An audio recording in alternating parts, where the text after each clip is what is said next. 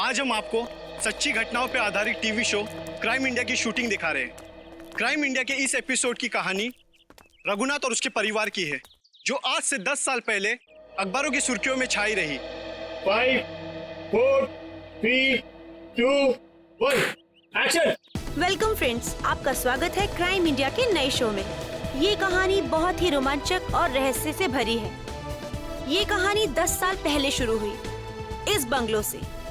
यहाँ रहते थे मिस्टर रघुनाथ अपने परिवार के साथ। एक खुश परिवार।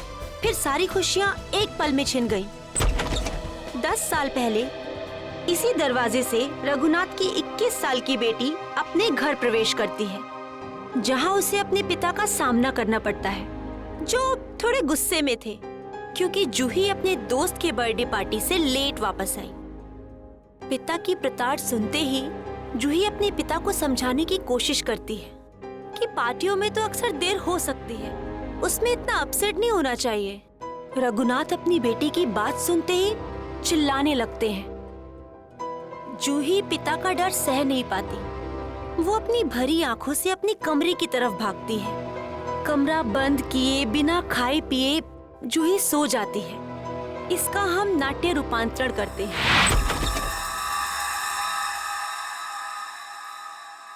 मम्मा, पापा, मम्मा, मम्मा, पापा। ये क्या? घर में कोई नहीं है क्या? ऐसा तो कभी नहीं होता है। मम्मी, मम्मी, पापा, ये क्या? यहाँ पर भी कोई नहीं है। कहीं बेडरूम में तो नहीं है? मम्मी, पापा, मम्मी, पापा, ये क्या? कहाँ गए सबके सब? मम्मी, मम्मी, आप यहाँ पर हो? मैं कितनी परेशान हो गई थी पता है? मम्मी, मम्मी,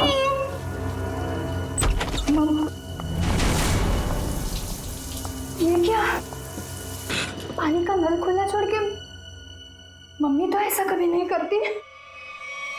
मम्मी, पापा, राहुल, राहुल, राहुल, राहुल। अरे राहुल को स्कूल छोड़ने गई होगी मम्मी।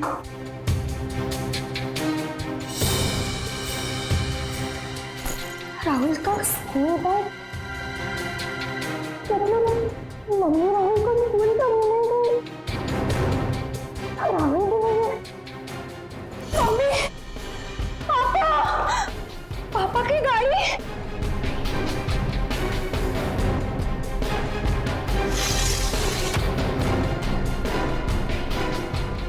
पापा की गाड़ी तो यही है।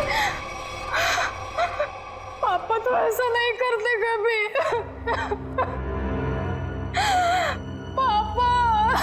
उस दिन से आज तक जूही को अपने माता पिता और भाई के बारे में कोई खबर नहीं मिली। कहाँ खो गए वो तीनों? लेकिन जूही अपनी आखिरी याद अब तक नहीं भूल पाई है। अपनी मम्मी की पिंक साड़ी और पापा के स्टाइलिश हैट को, जो उन्होंने आखिरी दिन में पहना था, वो आज तक नहीं भूल पाई है। Just stop this nonsense. आप लोग किसी को चैन से जीने देंगे या नहीं? प्लीज मैम, आप प्लीज रुकिए। Shut up. और आप मेरे घर आए कैसे? परमिशन ली है ma'am. To hell with your permission. लोग मेरी जिंदगी को टेलीविजन शो का तमाशा समझते हैं। किसी के भी दर्द को स्टोरी बना देंगे। जिस घर से मेरी यादें जुड़ी हैं, आप उन्हीं यादों को एक्सपोज करेंगे। ये मैं नहीं होने दूंगी। Just go from here. चाहिए। ट्रस्ट मी मैम, हम ऐसा वैसा कुछ नहीं दिखा रहे हैं, बल्कि ये तो आपके लिए अच्छा ही है कि हो सकता है कि शो के बाद आपको नए फोन कॉल्स आए कि आपके मिसिंग पेरेंट्स मिल गए हैं। प्लीज मुझे और लालच मत दो। छोड़ दो मुझे मेरे हाथ पे। I said just go from here. Sir, live telecast चल रहा है, आप गलत ना समझे मैं। हम पूरे मसले को बहुत सेंसिटिवली हैंडल कर रहे हैं। सर समझाइए मैम को प्लीज।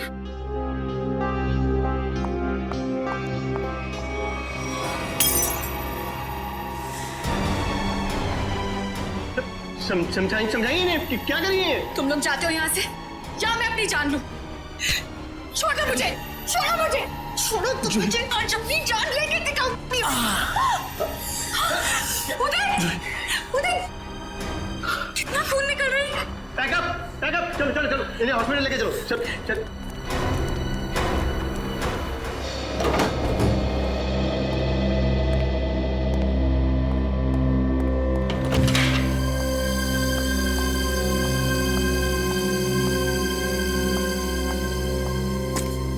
तुम बैठो, मैं तुम्हारे लिए हल्दी वाला दूध लाती हूँ, थोड़ा आराम मिलेगा। छोड़ो आराम आराम, इतनी फिक्र करती हो तो अपने गुस्से को कंट्रोल में रखना सीखो। मरने मारने पर उतर आई उस वक्त। तो फिर क्या करती? वो लोग मेरे घर वालों की इज्जत के साथ खिलवाड़ कर रहे थे, मेरे जख्म को रेत रहे थे। मेरे इमोशंस को कभी समझते ही नहीं हो। ऐसा नहीं है, नहीं समझता मैं तुम्हारे इमोशंस। जूही, मैंने ही कहा था, बहुत हिम्मत वाली लड़की हो। जिस तरह से तुमने इस दुख को समेटा और जिंदगी को फिर राह पर ले आई, कोई और होता कब का टूट जाता। तुम जैसा हमसफर बहुत नसीब से मिलता है। और तुम जैसा हस्बैंड भी हर लड़की को नहीं मिलता। इसी बात पर दूध नहीं, ग्रीन टी हो जाए। ठीक है, बैठो, मैं अभी लाती हूँ।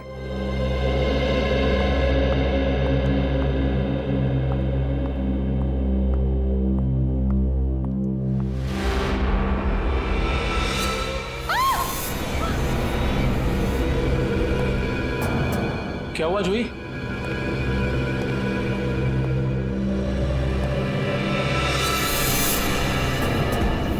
लगता है कि ये हैट आपके पापा का है।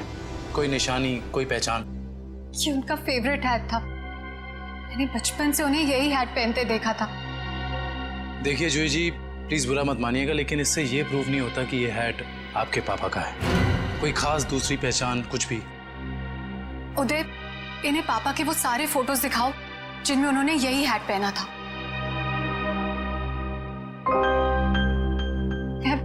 मैं पापा से कई बार कहती थी कि ये हैट पुराना हो गया है, इसे फेंक दो। पापा कहते थे मेरा सर भी पुराना हो गया है, उसे भी फेंक दूं क्या?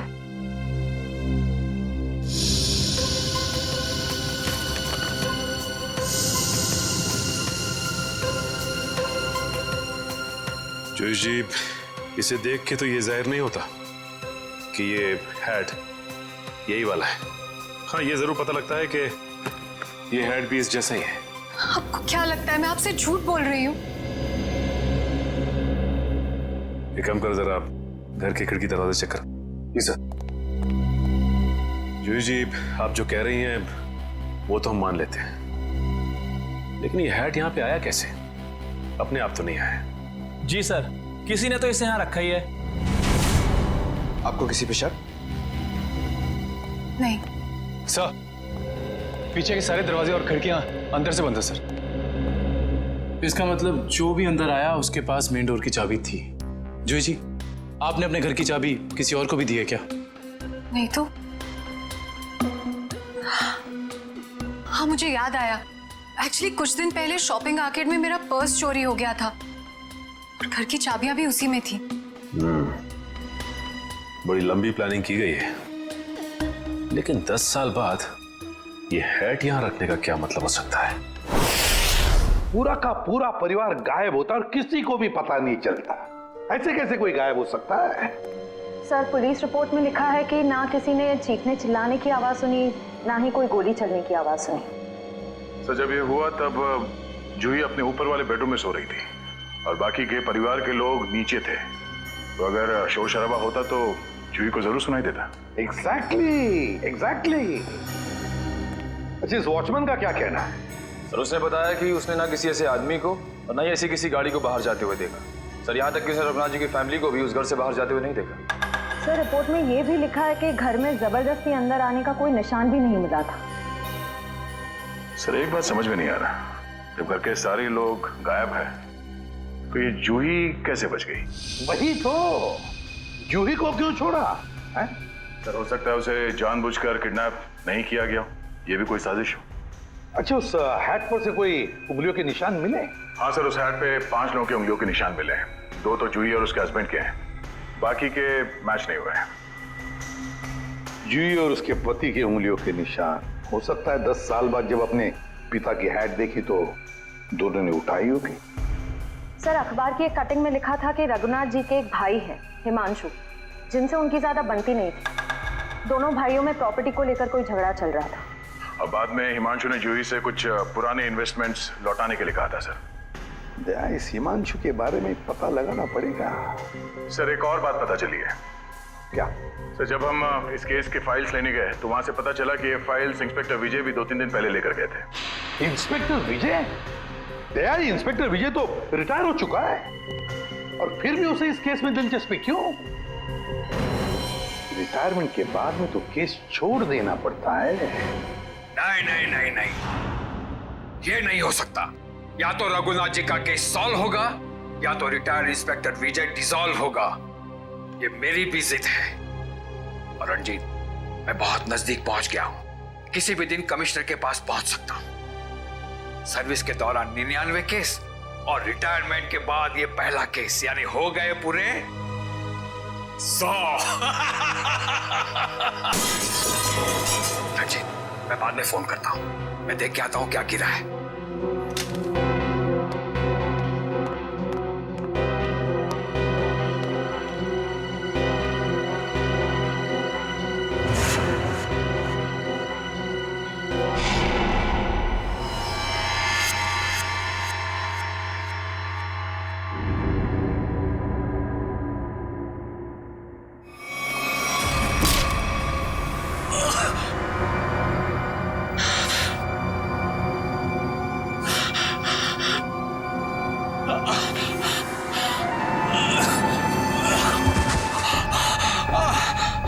इंस्पेक्टर विजय, शायद तू भूल गया है कि अभी तो इंस्पेक्टर नहीं है, रिटायर्ड इंस्पेक्टर हो गया है।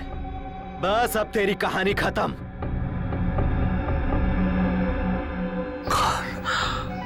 कौन हो तुम? बहुत ठोका था ना मुझे, अभी तक मेरी हड्डियां बोलती हैं। बस अब बस चार्जशीट भूल जा, फाइल भूल जा। क्यों दबे हुए केस को हवा दे रहा है? बंद कर दे वो केस, बंद कर दे।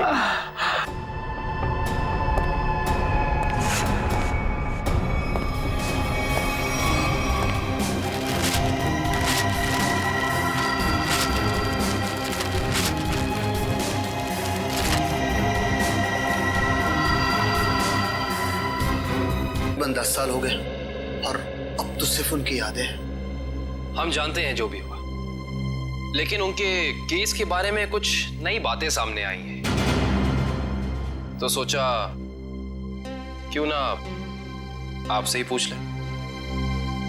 नई बातें आप लोगों को पता चली है और आप पूछना मुझसे चाहते हैं? आप कुछ टेंशन में लग रहे हैं। मैं टेंशन में नहीं तो, दरअसल भाई साहब को गुजरे इतने साल हो गए और आज आप लोग आए भाई साहब के बारे में इंक्वायरी करने के लिए।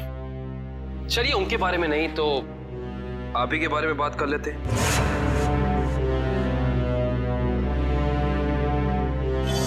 कल दोपहर में कहाँ थे आप? कल ऑफिस में था। ऑफिस? रियली? इसमें हैरान होने वाली क्या बात है? आप कल 12 से 3 बजे तक ऑफिस में ही थे। एक्चुअली मैं लंच आवर्स में घर आता हूँ 2-3 घंटा रेस्ट करने के लिए। आपके घर का एड्रेस 54 गुलमोहर रोड है ना? जी नहीं। लेकिन आपकी कार कल उस वक्त उसी बंगले के सामने खड़ी थी। मेरी याददाश्त, दरअसल मैं सठियाने लगा हूं। मैं कल रुक गया था एक दोस्त के यहाँ, वो भी वहीं गुलमोहर में ही रहते हैं। मिस्टर हिमांशु जी, झूठ बोल रहे हैं आप। वहां पे आपका कोई दोस्त नहीं, बल्कि आपकी भतीजी जूही रहती है, समझे आप? इसलिए झूठ बोल के कोई फायदा नहीं है। हम जानते हैं कि आप जूही से मिलने गए थे उसके घर। हाँ, मुझे उससे कुछ काम था। काम था इन्हें? हाँ, फिर आप उससे मिले क्यों नहीं? बल्कि आप तो छिपते छिपाते उसके घर गए, उसके किचन के प्लेटफॉर्म पे उसके पिता रघुनाथ जी की हैट रखी और बड़े आराम से वहां से निकल गए। क्यों? हैट? कौन सा हैट? मिस्टर हिमांशु, आपको लगता है कि आप ऐसी गोल गोल बातें करके सीआईडी से बच सकते हैं? कसम से, ना तो मैं भाई साहब की किसी हैट के बारे में जानता हूं और ना ही उनके लापता होने के बारे में। हिमांशु जी, ये क्या है?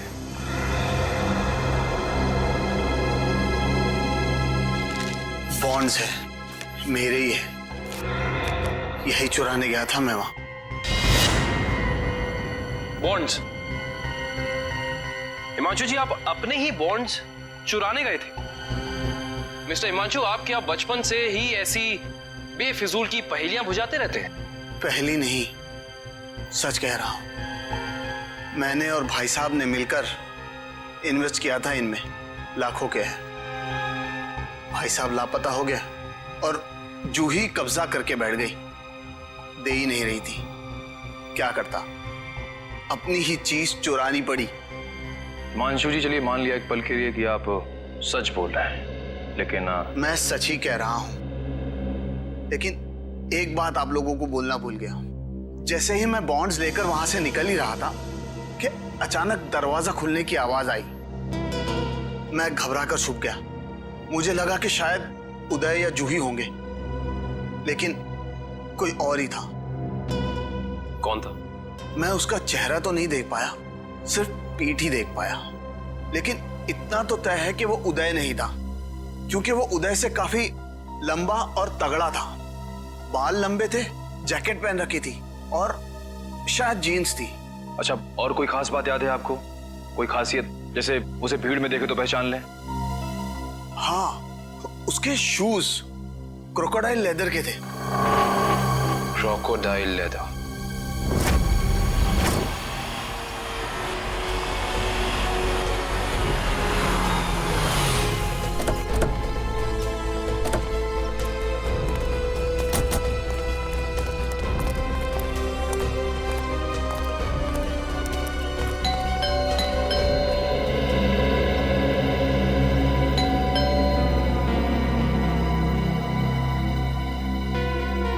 विजय, Vijay, Vijay sir.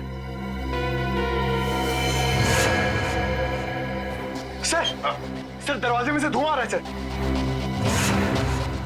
My God, Dushyant दरवाजा खोलो। विजय, विजय, विजय, विजय, पेपर जल रहा है, जल्दी से बुझा दें। Yes sir. Vijay, Vijay sir,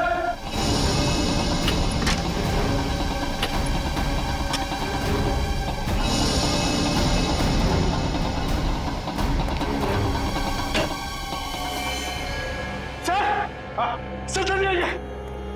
क्या हुआ पंकज? ओह माय गॉड, विजय,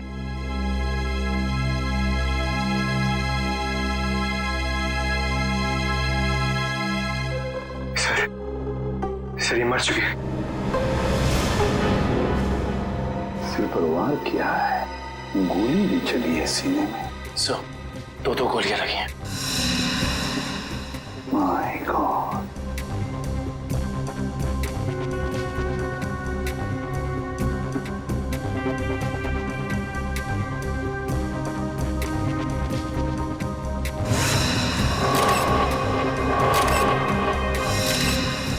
पंकज, पलटाओ इन्हें।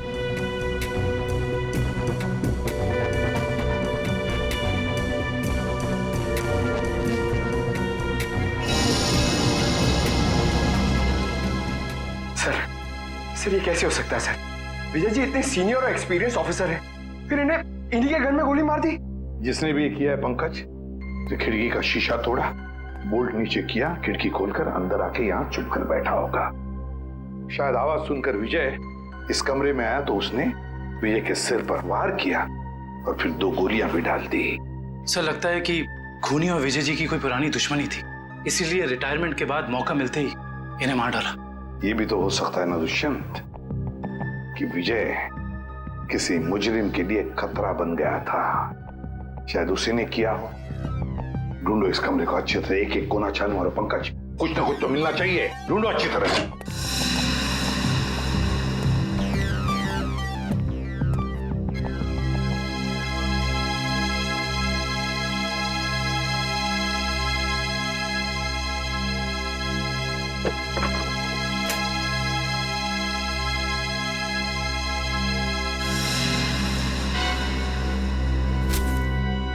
सर हाँ ये देखिए, रघुनाथ जी की केस फाइल, लेकिन इसमें कोई पेपर नहीं है सर। बाकी सब केस फाइल के पेपर्स हैं। ये देखिए सर, सब में पेपर्स हैं सिवाय इसके। तो भी दुष्यंत इसका एक ही मतलब है, इसके अंदर जो पेपर्स है वो वहां जलाए जा रहे थे। कोई नहीं चाहता था कि रघुनाथ के केस के बारे में हमें कुछ पता चले। सर हाँ सर, विजय जी का मोबाइल मिला और आखिरी कॉल उन्होंने किसी अनुज को किया था। तो फोन करो इस अनुज को।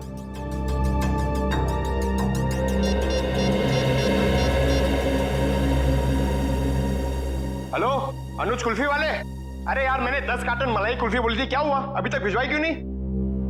क्या कुल्फी वाले नहीं हो तो फिर कौन हो तुम? मॉडल? मॉडल है? मॉडल अनुज? मॉडल और पुलिस वाले का क्या कनेक्शन हो सकता है? ये है कि आज से 3 साल पहले तक जूही मेरी गर्लफ्रेंड थी और 10 साल पहले जूही का पूरा परिवार गायब हो गया था और इंस्पेक्टर विजय को यह लगता था कि शायद मैं उनके गायब होने के बारे में उन्हें कुछ इंफॉर्मेशन दे सकता हूं। तो क्या कहा तुमने इंस्पेक्टर विजय को? कुछ नहीं सर, मैंने उन्हें वही कहा जो मैं पहले से कहता आ रहा हूं कि मैं कुछ नहीं जानता। तुम्हें कुछ नहीं पता? पंकज, अरे ये किधर जा रहे हैं आप लोग? तुम्हारे घर की तलाशी ले रहे हैं। अच्छा अनुज ये बताओ कि जूही के घर से उसके पिता की हैट मिली है, इतने दिनों बाद वो हैट वहां कैसे आई? सर मैं आपसे सच कह रहा हूं, ना तो मैं किसी हैट के बारे में जानता हूं और ना ही किसी गायब हुए परिवार के बारे में। अनुज, तुम्हारे और जूही के परिवार एक दूसरे को अच्छी तरह से जानते थे और फिर भी तुम कह रहे हो कि तुम्हें कुछ नहीं मालूम है? चलो ठीक है, तो अब बताओ कल दोपहर को कहां थे तुम? कल मैं अपने एक फ्रेंड के एग्जीबिशन की ओपनिंग में गया था। फ्रेंड की एग्जीबिशन की ओपनिंग में गए थे? अच्छा। सर इसके घर में तो कुछ नहीं मिला और वो जूते भी नहीं जिसके बारे में हिमांशु ने हमें बताया था। अनुज, तुम होशियार बनने की बहुत कोशिश करते हो मगर हो नहीं। फिर से मुलाकात होगी।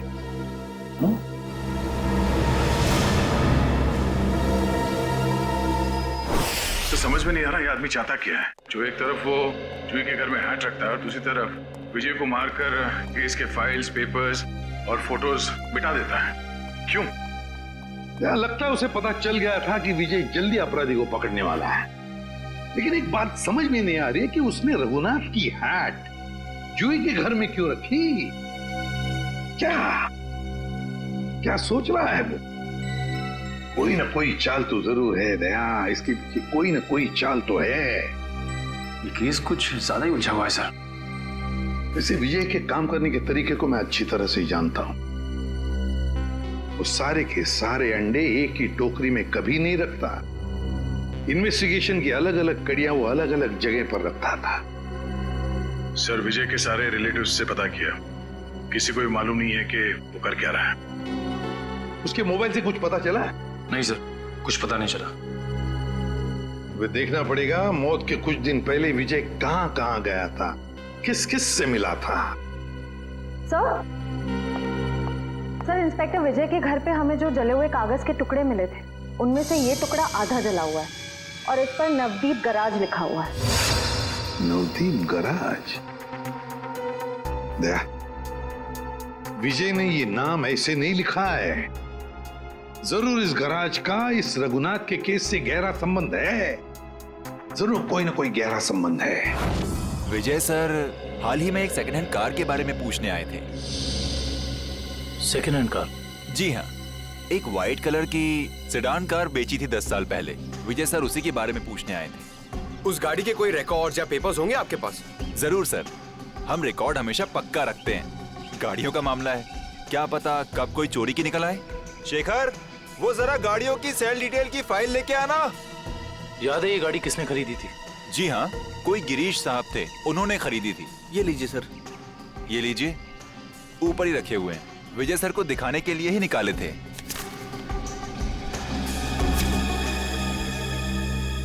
ये देखो, ये कार 14 अप्रैल 2004 को बेची गई थी। रघुनाथ जी के गायब होने के ठीक 2 दिन पहले सर? राइट। इसका मतलब है कि इस कार को रघुनाथ की फैमिली के गायब होने के बीच कोई ना कोई ताल्लुक जरूर है। मतलब सर, विजय जी ने गाड़ी तक पहुंचने का जो रास्ता चुना है वो जरूर रघुनाथ जी तक जाता होगा। एक काम करते हैं, पहले तो आरटीओ से ये पता करते हैं कि ऐसी किसी कार का रजिस्ट्रेशन हुआ था या नहीं, और विजय जी के मोबाइल पोजीशनिंग रिकॉर्ड से ये पता करते हैं कि पिछले दिनों वो कहाँ गया था। हो सकता है इस केस को सॉल्व करने में हमें कोई मदद मिल जाए। सर, ये लैटिट्यूड 345 नॉर्थ और 213 ईस्ट है। सर, एग्जैक्ट वही लोकेशन है जो विजय जी के मोबाइल फोन में स्टोर है। सर, विजय जी इस जंगल में यहाँ आए थे, लेकिन उन्हें यहाँ मिल के सकता था। करण, वो जरूर इस केस से जुड़े हुए कुछ सबूत ढूंढने के लिए यहाँ आया। ये भी तो हो सकता है कि वो उस सफेद गाड़ी के पीछे आया हो। लेकिन सर, ये जंगल बहुत दूर तक फैला हुआ है, कई किलोमीटर तक। ऐसे में इस जंगल की कॉम्बिंग कर पाना थोड़ा मुश्किल होगा सर। हाँ, मुश्किल हो सकता है, मगर नामुमकिन भी तो नहीं। दिव्या, ये कितना एरिया छान मारा था उसने? सर, यहाँ से 200 मीटर के घेरे में। 200 मीटर? बस तो फैल जाओ चारों तरफ।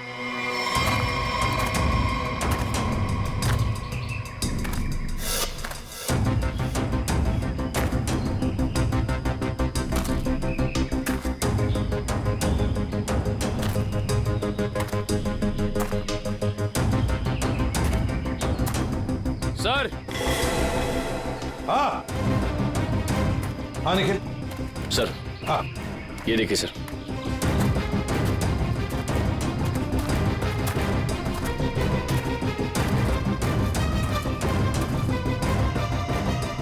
MS01 Y 5371। सर, ये तो वही सफेद कार है जो उस गैरेज से बेची गई थी। देखो जरा, गाड़ी साफ करो अच्छी तरह से।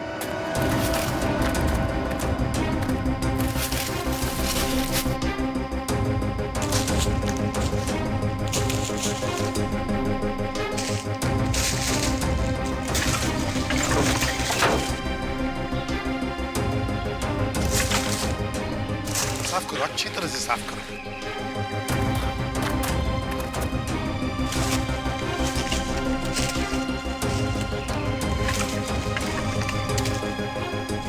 सर। हाँ सर, ये गाड़ी इतनी ऊपर खाई से नीचे गिरी कैसे होगी? एक्सीडेंट हुआ होगा। मगर सर, अगर जूही का परिवार इस गाड़ी में था तो इस गाड़ी में कुछ तो होना चाहिए, कंकाल वगैरह। पूरी गाड़ी खाली है सर। सर, 10 साल हो गए, कीड़े सब खा गए होंगे अंदर। हाँ, मगर केविन, कुछ तो मिलता है ना? एक काम करो, एक गाड़ी के अंदर जितने भी धूल मिट्टी है सब इकट्ठा करो। करण, जाकर वैक्यूम क्लीनर लेके आओ। सर, ऐसा भी तो हो सकता है कि वो लोग कभी गाड़ी में थे ही नहीं। केविन, ये भी तो हो सकता है कि गाड़ी के अंदर जितने भी परिवार वाले थे उनकी लाशों को कहीं और फेंक दिया और गाड़ी को यहाँ खाई में लाकर नीचे ढकेल दिया।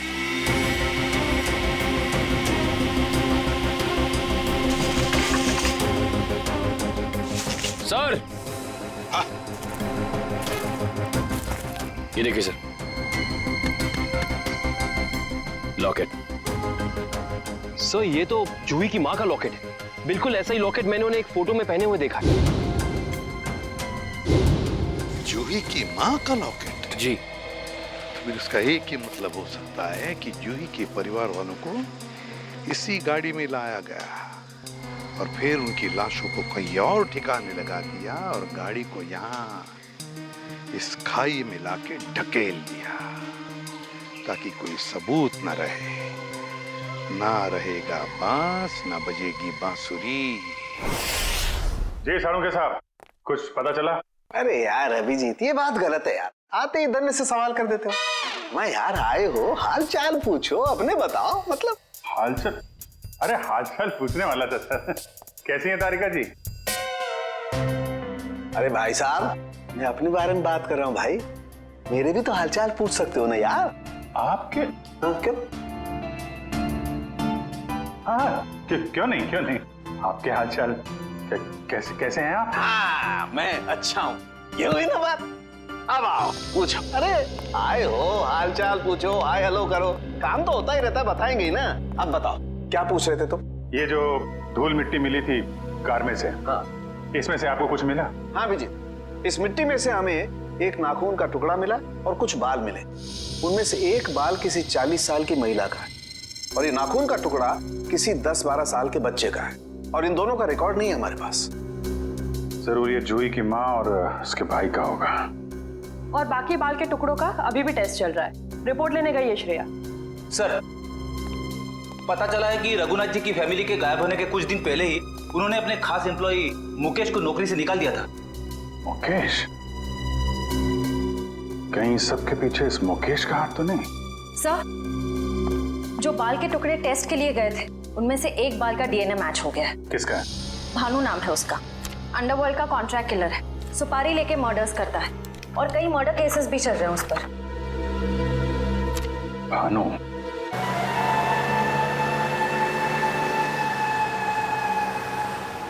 मुकेश, तुम्हें पूरा यकीन है ये बाइक वाला आदमी भानु ही है? हाँ सर, सिग्नल तो यही बता रहा है। हाँ।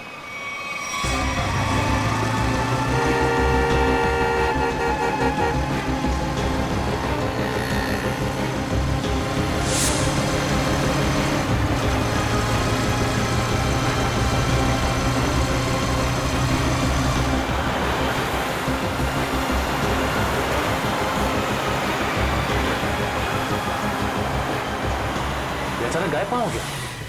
दिखाई नहीं दे रहा। ओह माय गॉड! सर, गोली चली यहां से।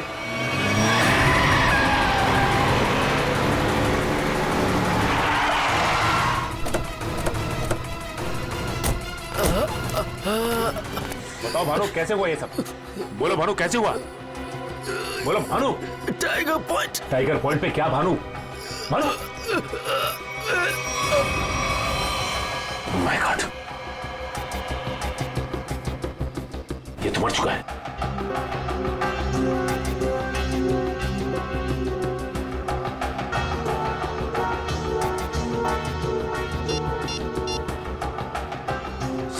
सर, इसके मोबाइल में एक अनआइडेंटिफाइड नंबर से मैसेज आया था।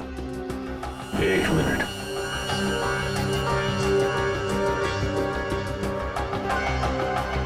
मैसेज? एक काम करो, पता लगाओ कि ये नंबर है किसका। रघुनाथ जी की कंपनी में 20 साल पूरे काम किया हूं मैं। फ्लोर मैनेजर था, प्रोडक्शन, लेबर सब मैं ही संभालता था। तो तुम्हें नौकरी से क्यों निकाल दिया मुकेश? जी सच तो ये है कि दोनों पार्टनर्स में यानी कि कुमार साहब और रघुनाथ जी के रिश्तों में दरार आ गई थी। दरार? इस दरार की वजह क्या थी? जी वो कुमार साहब को लगा कि रघुनाथ जी उनके साथ कुछ धोखा कर रहे हैं। चोरी छिपे कुछ डीलिंग्स भी कर लेते हैं। और इसलिए कुमार ने तुम्हें रघुनाथ पर नजर रखने के लिए कहा।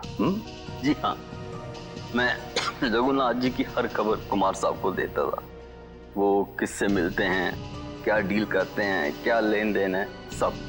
और जब रघुनाथ ने तुम्हें पकड़ लिया ये सब करते हुए, तो उन्होंने तुम्हें काम से निकाल दिया। जी हाँ। और उसके ठीक 1 साल बाद में कुमार जी और रघुनाथ जी ने अपनी पार्टनरशिप खत्म कर दी। जी हाँ, ये तो होना ही था। अच्छा, वैसे इंस्पेक्टर विजय क्या जानना चाहते थे तुमसे? जी वो कुमार साहब के एक्सीडेंट के बारे में पूछने आए थे, जिनमें उनकी बच्ची और बीवी भी चली गई थी। और इंस्पेक्टर विजय को ऐसा लगता था कि ये एक्सीडेंट नहीं बल्कि एक मर्डर है। और जब पार्टनरशिप रही नहीं तो मर्डर की भी बात नहीं आती? जी दोनों पार्टनर अलग भी इस तरह हुए जैसे रजामंदी नहीं थी, और फिर दोनों एक ही बिजनेस में कंपटीशन करने लगे, और वो भी इस तरह की जैसे एक दूसरे को बर्बाद कर देंगे। और हाँ, कुमार साहब की मौत के बाद सबसे ज्यादा तरक्की और फायदा रघुनाथ सेठ को हुआ। कुमार की मौत का सबसे ज्यादा फायदा हुआ रघुनाथ को, सबसे ज्यादा फायदा। इस कुमार फैमिली के एक्सीडेंट के सारे डिटेल्स निकालो, देखे तो सही कि क्या ये वाकई एक्सीडेंट था या फिर। सर, आपको क्या लगता है कुमार की फैमिली की मौत के पीछे क्या रघुनाथ का हाथ था? कविन, रघुनाथ को बिजनेस में कुमार से फायदा हुआ, इसका मतलब ये नहीं कि रघुनाथ ने कुमार को मारा होगा। Okay, thank you so much. लेकिन क्या पता चला एक्सीडेंट के बारे में? सर, मिस्टर कुमार हर रोज की तरह ऑफिस से घर पहुंचे। घर से वो लोग एक रिसोर्ट के लिए निकले। उनकी पत्नी ने एक सरप्राइज वेकेशन प्लान किया था, क्योंकि अगले दिन मिस्टर कुमार का बर्थडे था। वो लोग उसी रिसोर्ट में बर्थडे सेलिब्रेट करने वाले थे। जब ये जा रहे थे, इनका बच्चा भी इनके साथ में था, और उसी दौरान ये एक्सीडेंट हुआ। किस्मत भी अजीब खेल खेलती है, जहाँ एक पल खुशियाँ थीं, अगले ही पल मातम छा गया। सर, लेकिन ये एक्सीडेंट हुआ कैसे होगा? गाड़ी का अचानक ब्रेक फेल हो गया। मिस्टर कुमार की गाड़ी की स्पीड बहुत तेज थी, वो गाड़ी को काबू में नहीं कर पाए और गाड़ी लुढ़कते लुढ़कते खाई में जा गिरी। कार के ब्रेक्स अचानक फेल हो गए, अचानक। बड़ी अजीब बात है। सर, गाड़ी बिल्कुल नहीं थी। मिस्टर कुमार ने एक हफ्ते पहले वो गाड़ी खरीदी थी, तो ब्रेक फेल होने का सवाल ही पैदा नहीं होता। सर, वही तो। सर, ऐसा भी तो हो सकता है कि कुमार की ही फैमिली के किसी मेंबर ने रघुनाथ की फैमिली से बदला लेने के लिए ये सब किया हो। कुमार परिवार की मौत के 20 साल बाद कौन बदला लेना चाहता है? जहां पर एक्सीडेंट हुआ वहां पर मिस्टर एंड मिसेस कुमार की लाश मिली थी, बच्चे की लाश नहीं मिली है ना? एक मिनट। क्या हुआ सर? गाड़ी घुमा लो। काविन, पता चल गया ये खूनी कौन है।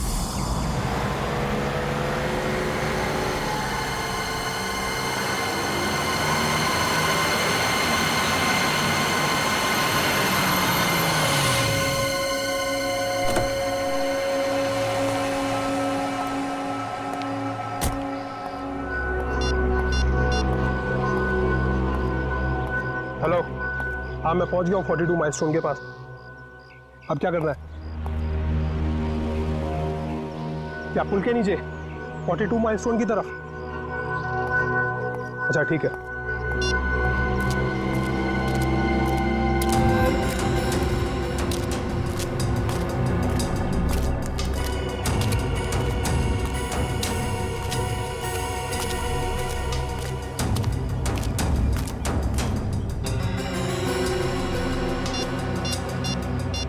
हेलो, हाँ आप किधर आना है?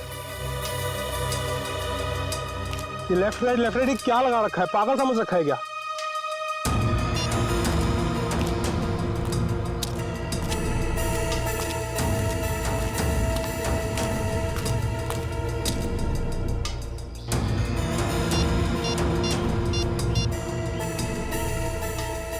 हेलो, मुझे क्या पागल समझा है क्या? तब से इधर उधर घुमा रही है। चुपचाप सामने आ जा, नहीं तो मैं वापस चला जाऊंगा। इधर मेरा मुंह खुला और तुम जेल के अंदर, इसलिए जल्दी से सामने आ और मुझे मेरा रोकड़ा दे ताकि मैं जाऊं यहां से। मैं जा रहा हूं। घबराओ मत अनुज, तुम्हारा पैसा पेड़ के पीछे रखा है।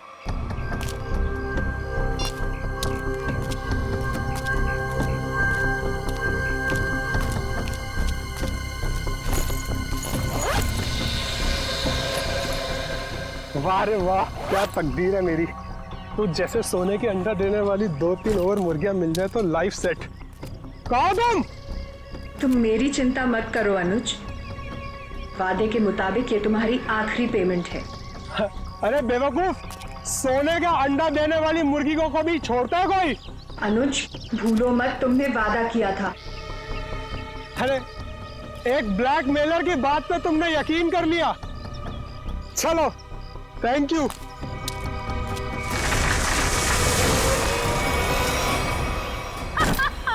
ये क्या कर रहे हो जोई तुम?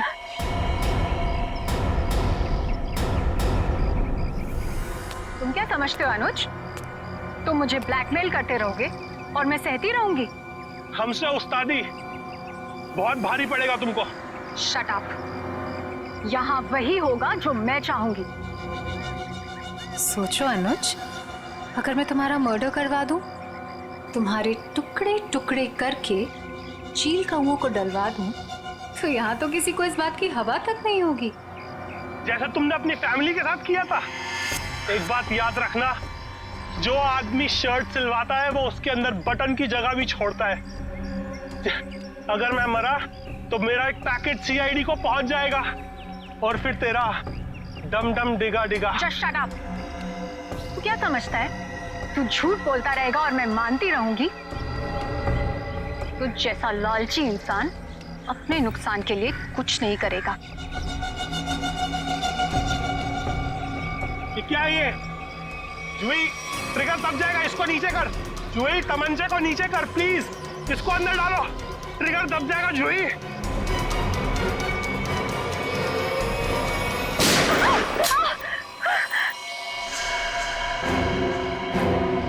सीपी सर, आप तो आखिर आपको पता चल ही गया। खिलौना तुम्हारे हाथों में अच्छा नहीं लगता। अपने लोगों को कह दो चुपचाप हमारे हवाले हो जाए। देख क्या रहे हो? भून दो एसीपी को।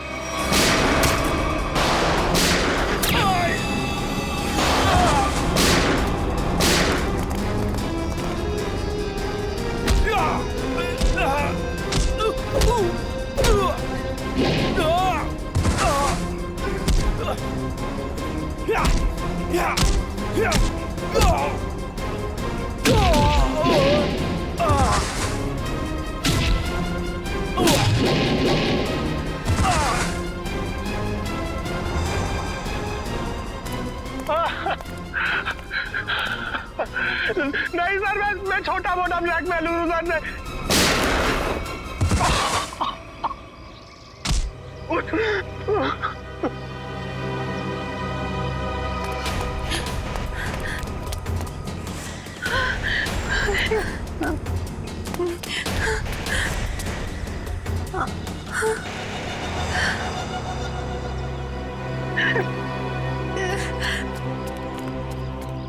देखो इस प्यारी बिटिया को, जिसने अपने माता पिता का खून कर दिया।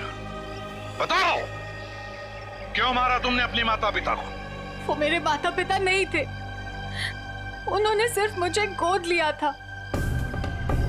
मेरे असली पापा मिस्टर कुमार थे, जिनकी मौत एक कार एक्सीडेंट में हुई, और वो एक्सीडेंट रघुनाथ ने करवाया था।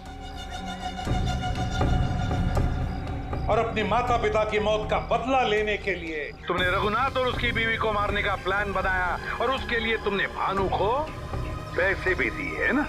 हाँ, और भानु ने उस काम को पूरा अंजाम दिया। उसके बाद तुमने भानु के हाथों विजय जी को मरवा दिया, और फिर भानु को भी अपने रास्ते से हटा दिया। हाँ, क्योंकि मैं अपने खिलाफ कोई सबूत नहीं छोड़ना चाहती थी। तो सारे इल्जाम अनुज पर आ जाए, है ना? और अनुज, तुम जूही के घर पे रघुनाथ जी की हैट रख के तुमने एक बंद केस को खोल दिया। चोर चोर मौसेरे भाई, वाह रे वाह। लेकिन एक बात याद रखना, मुजरिम चाहे कितना भी चालाक हो, उसका आखिरी ठिकाना तो जेल की चार दीवारी में भी होता है। अब जेल की सलाखों के पीछे सड़ते बैठना फांसी का ऑर्डर आने तक